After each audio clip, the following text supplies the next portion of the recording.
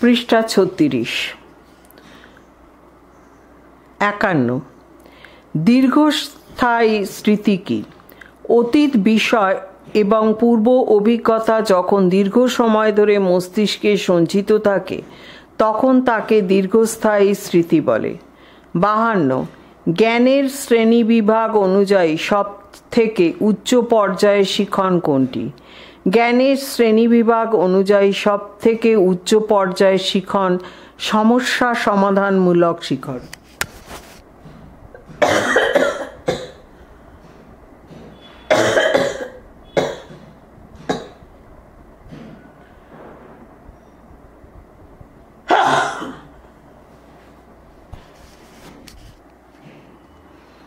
53।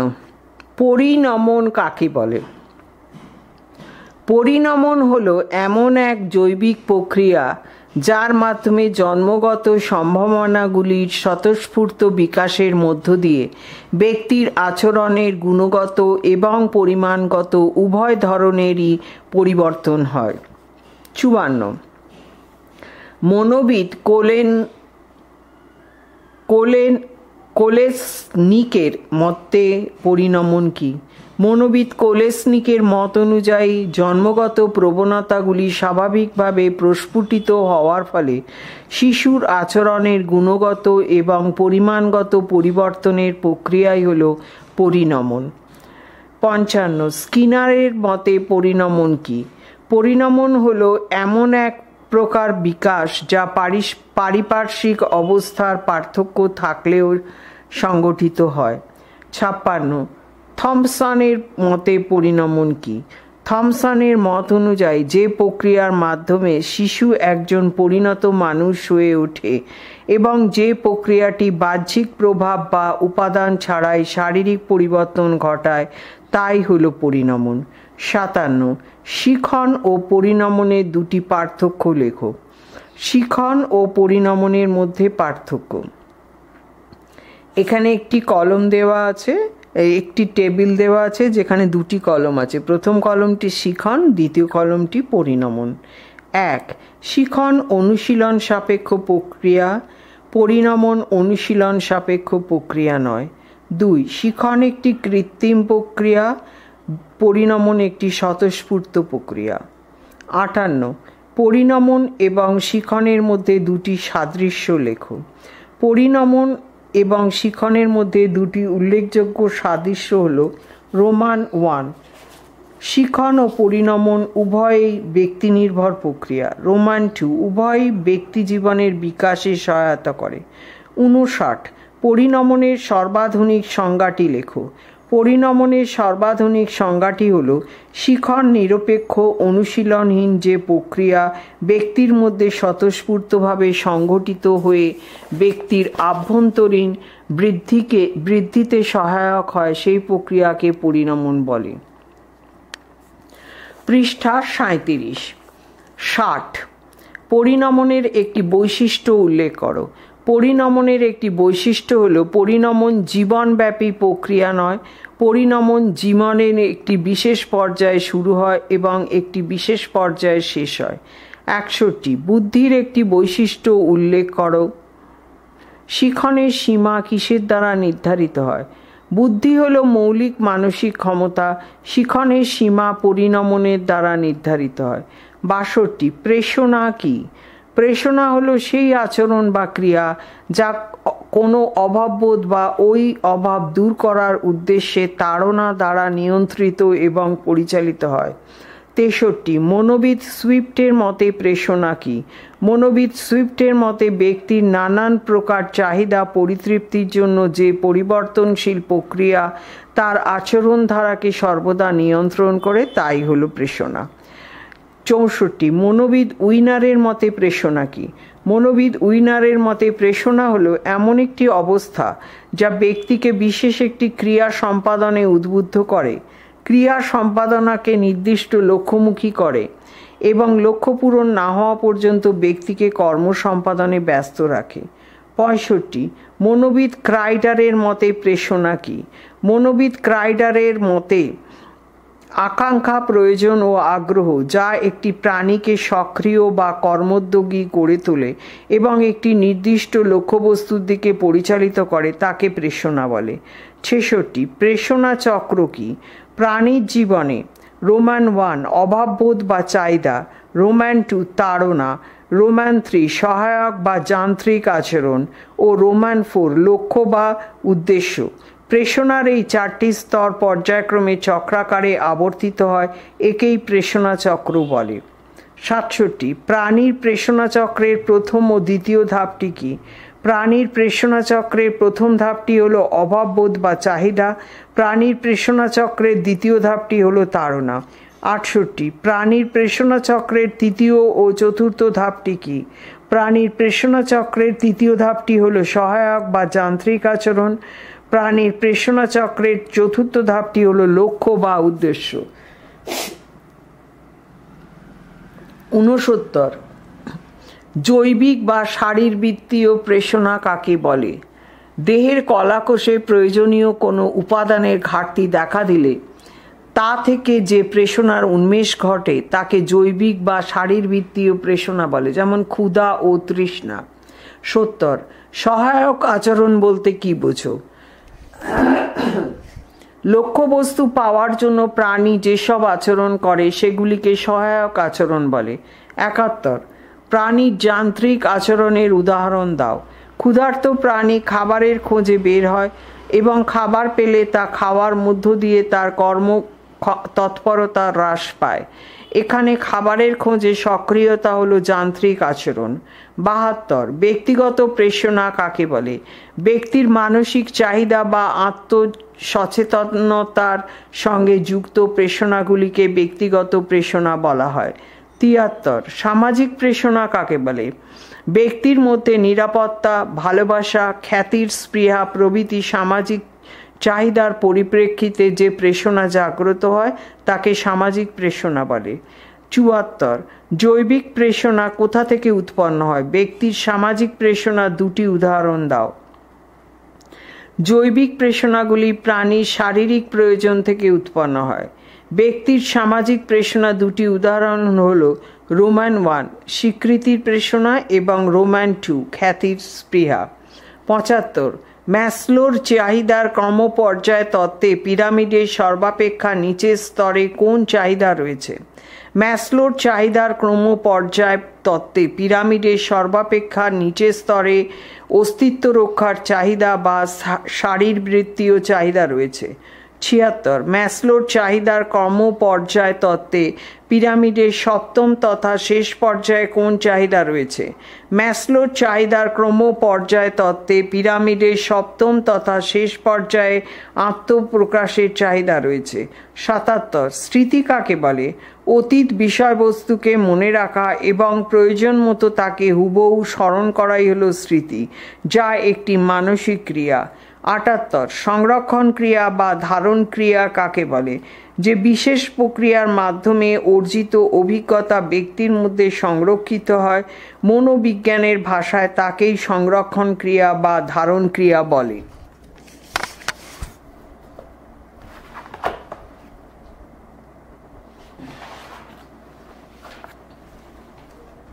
পৃষ্ঠা 38 79 ধারণ বা সংরক্ষণের ক্ষেত্রে গুরুত্ব দেওয়া হয় এমন দুটি বিষয় উল্লেখ করো। ধারণ বা সংরক্ষণের ক্ষেত্রে যে বিষয়গুলিকে সবচেয়ে বেশি গুরুত্ব দেওয়া হয় সেগুলি হলো রোমান 1 যে কোনো বিষয়কে ভালোভাবে বুঝে নেওয়া এবং বিষয়টিকে মাঝে মাঝে অনুশীলন করা। রোমান 2 বিষয়টি জীবনে যত বেশি অর্থবহ হবে তত বেশি তার স্মৃতিতে থাকবে। 80 ধারণ বা সংরক্ষণের দুটি শর্ত লেখো। ধারণ বা সংরক্ষণের দুটি শর্ত হলো রোমান 1 যে কোনো বিষয় ভালোভাবে বুঝে নেওয়া এবং বিষয়টিকে মাঝে মাঝে অনুশীলন করা।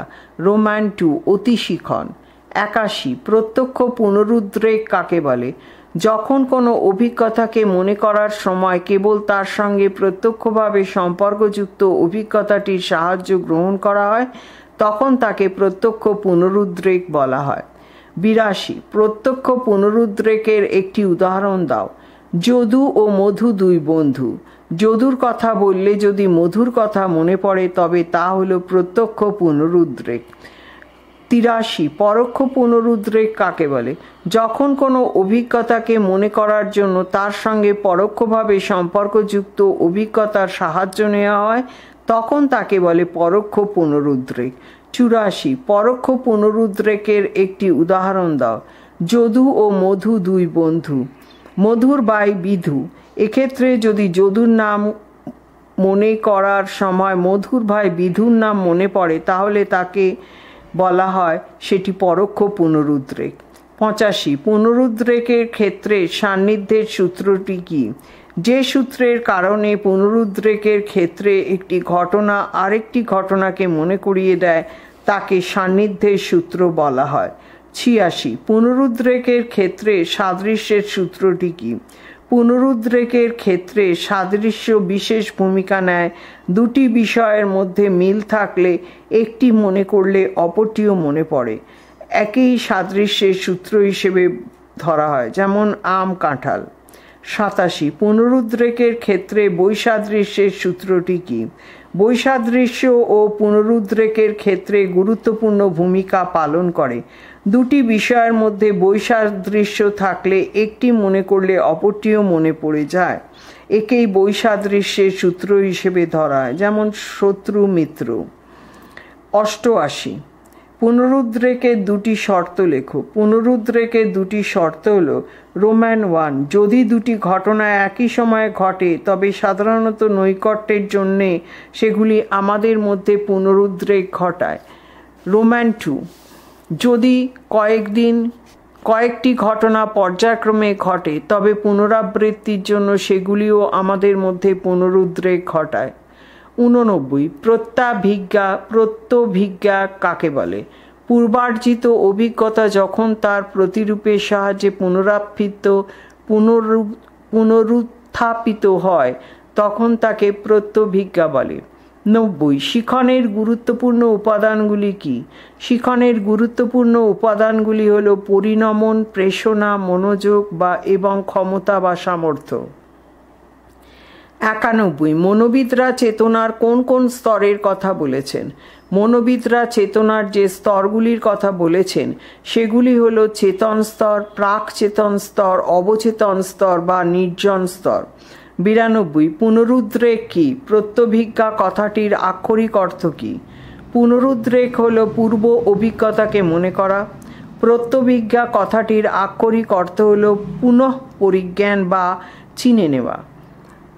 93 কল্পনা কি? কল্পনা হলো মানসিক এক প্রক্রিয়া যার মাধ্যমে ব্যক্তির অতীত অভিজ্ঞতা ও জ্ঞান ব্যবহার করে নতুন চিন্তা বা ছবি তৈরি করে। এটি বাস্তব ও অবাস্তব উভয় ক্ষেত্রেই কার্যকর হতে পারে।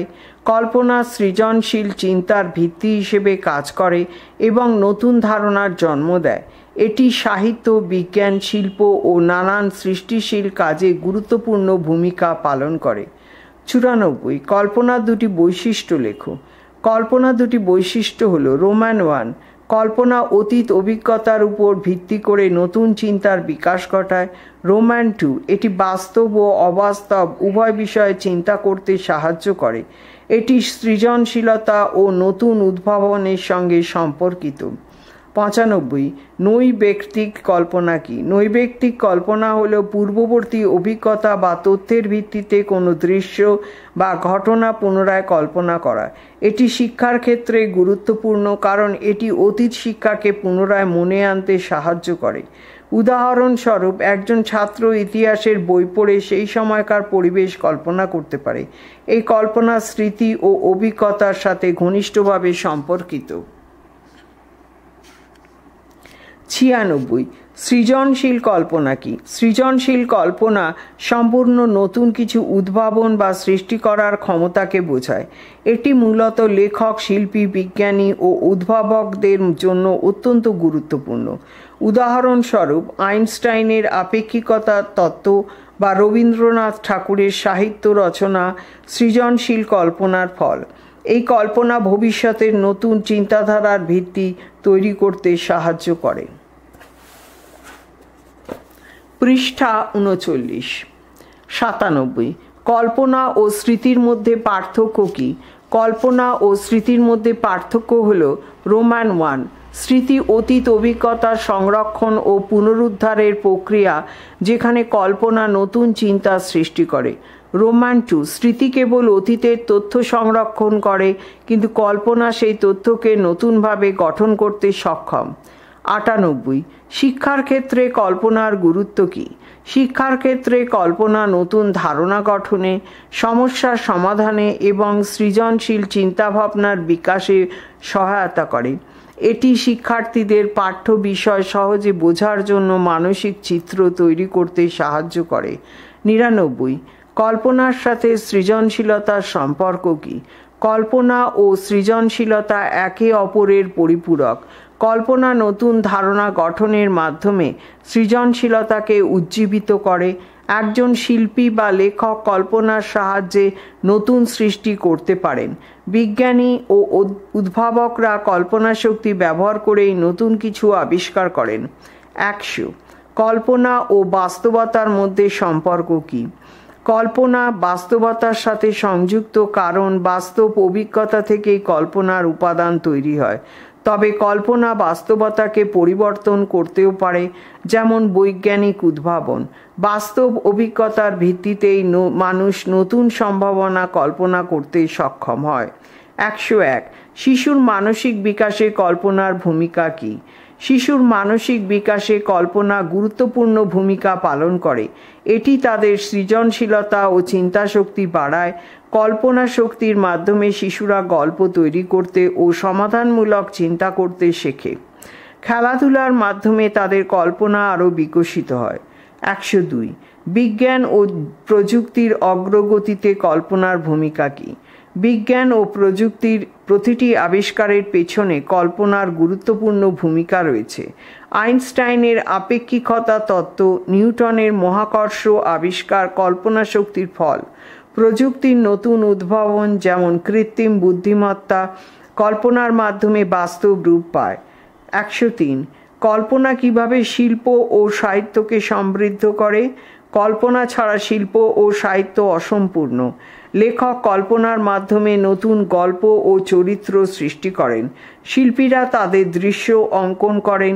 কল্পনার সাহায্যে কবি, নাট্যকার ও চিত্রশিল্পীরা সৃষ্টিশীল কাজ করে থাকেন।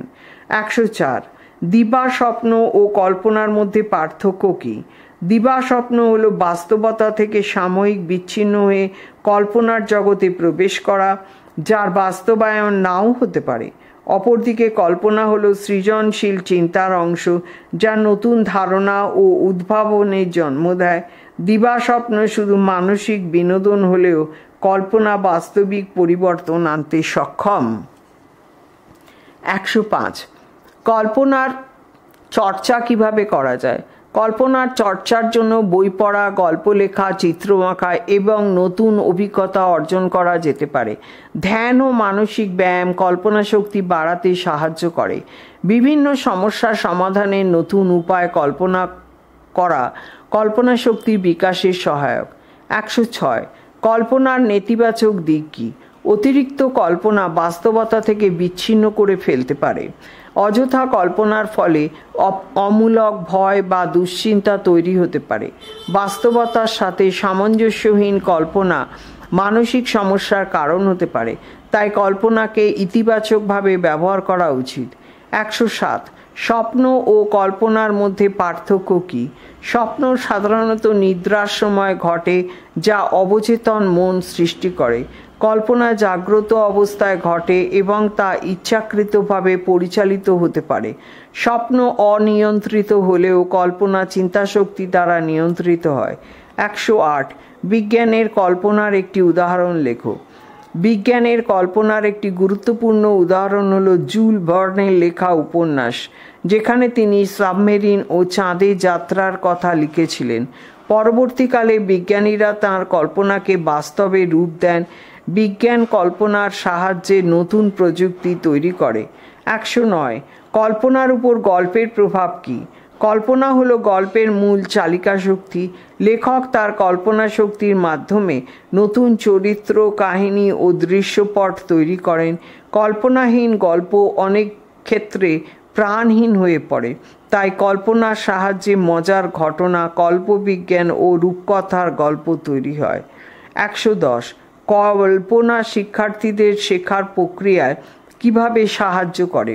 কল্পনার সাহায্যে শিক্ষার্থীরা বিষয়বস্তুকে মানসিকভাবে চিত্রায়িত করতে পারে। এটি কোনো বিষয় সহজে বুঝতে সাহায্য করে এবং শিক্ষার প্রতি আগ্রহ বৃদ্ধি করে। উদাহরণস্বরূপ বলা যায়, বিজ্ঞানের শিক্ষার্থীরা কল্পনার মাধ্যমে অণু-পরমাণুর গঠন বুঝতে পারে। 111 কল্পনা শক্তি বাড়ানোর জন্য কী ধরনের বই পড়া উচিত? কল্পনা শক্তি বাড়ানোর জন্য কল্পবিজ্ঞান, ইতিহাস, দর্শন প্রভৃতি বই পড়া যেতে পারে। এসব কি নতুন ধারণা ও চিন্তার বিকাশ ঘটায়? সাহিত্য পড়ার মাধ্যমে ভাষা ও চিন্তাশক্তি উন্নত হয়। 112 প্রযুক্তির বিকাশ কল্পনার উপর কিরূপ প্রভাব ফেলে? প্রযুক্তির বিকাশ কল্পনাকে আরও বাস্তবসম্মত করে তোলে। ভার্চুয়াল রিয়ালিটি, কৃত্রিম বুদ্ধিমত্তা ও রোবোটিক বিজ্ঞানীদের কল্পনাকে বাস্তব রূপ দিয়েছে। প্রযুক্তি মানুষকে আরও উদ্ভাবনী চিন্তা করতে সহায়তা করে।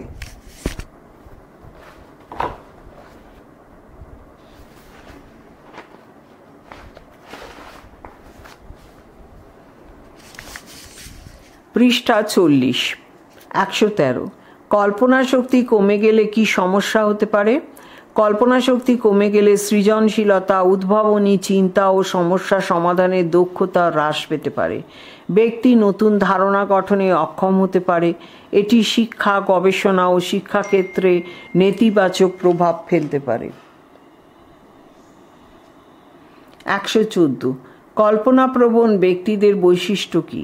কল্পনাপ্রবণ ব্যক্তিরা সৃজনশীল, চিন্তাশীল ও নতুন ধারণা তৈরিতে সক্ষম হয়। তাঁরা বাস্তবতা থেকে ভিন্ন চিন্তা করতে পছন্দ করেন। তাদের চিন্তায় বৈচিত্র্য ও অভিনবত্ব দেখা দেয়। 115 কল্পনা কিভাবে বিজ্ঞান কল্পকাহিনীর জন্ম দেয়? বিজ্ঞান কল্পকাহিনী ভবিষ্যতের সম্ভাবনাময় প্রযুক্তির কল্পনাকে তুলে ধরে। লেখকরা বিজ্ঞানের ভিত্তিতে নতুন জগৎ ও প্রযুক্তির কল্পনা করেন। অনেক বিজ্ঞান কল্পকাহিনীর ধারণায় পরবর্তীতে বাস্তবতা রূপ নিয়েছে। 116 কল্পনা কিভাবে ভবিষ্যতের উন্নয়নে ভূমিকা রাখে? কল্পনা ভবিষ্যতের নতুন উদ্ভাবনের ভিত্তি স্থাপন করে। নতুন প্রযুক্তি, বৈজ্ঞানিক গবেষণা ও সমাজ পরিবর্তনের ধারণা কল্পনা থেকেই আসে। কল্পনার মাধ্যমে নতুন চিন্তা বিকশিত করে বিশ্বকে এগিয়ে নিয়ে যায়। 117 মনোযোগ কাকে বলে? যে মানসিক প্রক্রিয়া অনেকগুলি বিষয়ের মধ্য থেকে কোনো একটি বিষয়ের মধ্যে আমাদের চেতনাকে কেন্দ্রীভূত করে তাকে মনোযোগ বলে। 118 উডওয়ার্থের মতে মনোযোগ কি? উডওয়ার্থের মতে অনেকগুলি উদ্দীপকের মধ্য থেকে কোনো একটি বিশেষ উদ্দীপককে বেছে নেওয়ার প্রক্রিয়াকে মনোযোগ বলে। 119 ম্যাকডুগালের মতে মনোযোগ কি? ম্যাকডুগালের মতে যে মানসিক সক্রিয়তা জ্ঞানমূলক প্রক্রিয়াকে প্রভাবিত করে তাকে মনোযোগ বলা হয়। 120 রসের মতে মনোযোগ কি? রসের মতে মনোযোগ হলো সেই প্রক্রিয়া যা চিন্তার বিষয়কে সুস্পষ্টভাবে মনের দরজায় এনে উপস্থিত করে। 121 রয় ডিগারের মতে মনোযোগ কি? রয় ডিগারের মতে মনোযোগ হলো প্রত্যক্ষণের কেন্দ্রীভূত করা, যার ফলে সীমিত উদ্দীপকের প্রতি সচেতনতা বৃদ্ধি পায়। 122 মনোযোগের সংজ্ঞা সম্পর্কে আর.এন. শর্মার বক্তব্য লেখো। মনোযোগের সংজ্ঞা সম্পর্কে আর.এন. শর্মার বক্তব্য হলো, মনোযোগ হলো এমন একটি প্রক্রিয়া যা ব্যক্তিকে পরিবেশের মধ্যে অবস্থিত বহু উদ্দীপকের মধ্য থেকে তার আগ্রহ ও দৃষ্টিভঙ্গি অনুযায়ী বিশেষ উদ্দীপকটিকে নির্বাচন করতে বাধ্য করে। 123 ইচ্ছা নিরপেক্ষ মনোযোগ কাকে বলে?